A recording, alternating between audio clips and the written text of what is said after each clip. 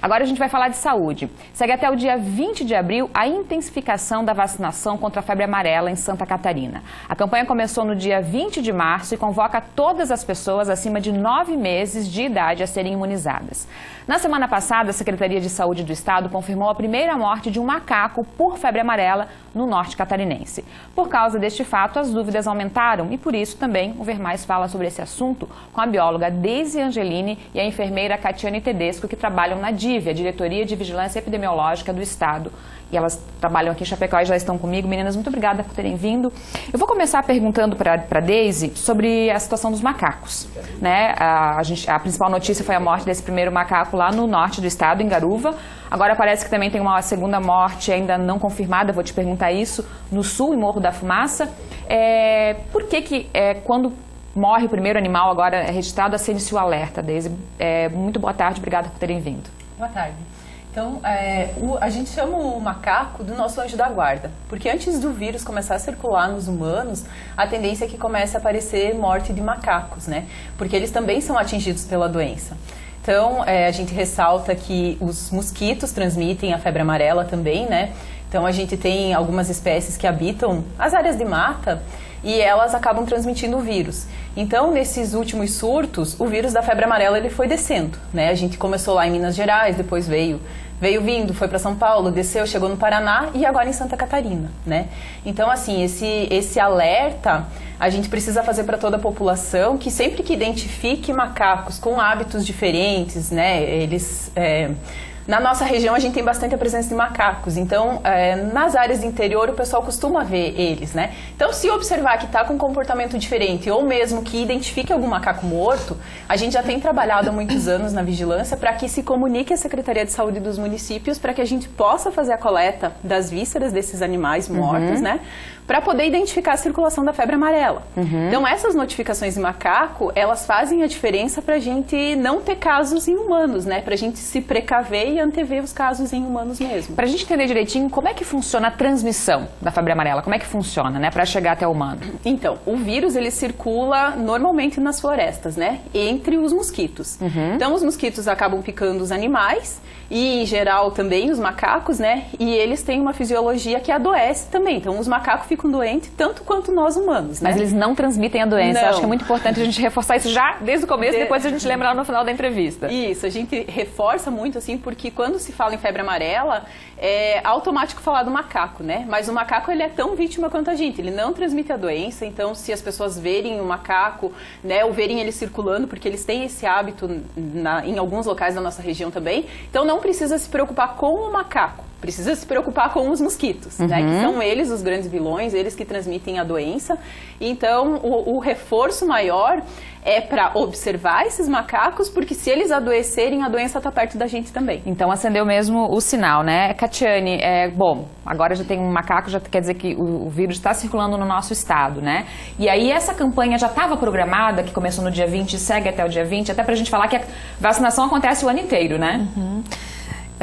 Boa tarde. Então, a vacinação, ela sempre esteve disponível, né? A vacinação contra a febre amarela esteve disponível em todas as unidades de saúde, mas com o ressurgimento da doença, que é cíclica, acontece a cada 5 ou 7 anos, as doenças, a febre amarela especificamente retorna, então se viu a necessidade de fazer uma intensificação vacinal para todas as pessoas que não têm nenhuma dose da vacina. Se a pessoa está em dúvida se tem, se fez ou se não fez, né, é importante passar na unidade de saúde para verificar a caderneta vacinal. Se ela perdeu essa caderneta vacinal, se ela não tem certeza, então é importante que ela faça mais uma dose. Né? É considerado não vacinado e precisa fazer mais uma dose. Não vai fazer mal se repetir a dose, né? Esqueceu, não tem a caderneta, vai lá e faz para garantir. Isso. E quem que pode ser vacinado? Eu falei acima de 9 meses de idade. Todo mundo? Todas as pessoas precisam estar imunizadas, porque é a única forma de prevenção, de prevenir a doença. Então, crianças a partir de 9 meses, pessoas a partir de 9 meses de idade até os 59 anos. Acima de 60, por quê? Porque, como ela é uma vacina de vírus vivo, ela tem alguns cuidados que as pessoas precisam ter. Então, não é que não possa, pode fazer sim, mas precisa de uma avaliação médica primeiro. Acima dos 60, tem que fazer uma avaliação médica para poder vacinar? Isso, uma avaliação médica para poder receber a dose da vacina. Tem contraindicação além dessa? Existem algumas contraindicações. Imunodeprimidos, algumas doenças, né, doenças de base, e crianças menores de 6 meses, mães amamentando seus filhos até os 6 meses, não podem ser imunizados. Catiane, uma pergunta também bem importante, assim, quando a gente fala de área de risco, né, você falou que chegou o macaco, né, o macaco é o nosso anjo da guarda, porque está dizendo que já tem um vírus circulando aqui. Quando se fala, a gente está falando de um macaco lá no norte, né, perto do Paraná, lá em Garuva, outro provavelmente ainda que não está confirmado no sul. Como é que está o nosso oeste em relação quando a gente fala em área de risco? Então, a gente precisa reforçar as notificações de pessoas que encontrem macacos mortos, porque é a única forma da gente conseguir dizer se a nossa área está em risco.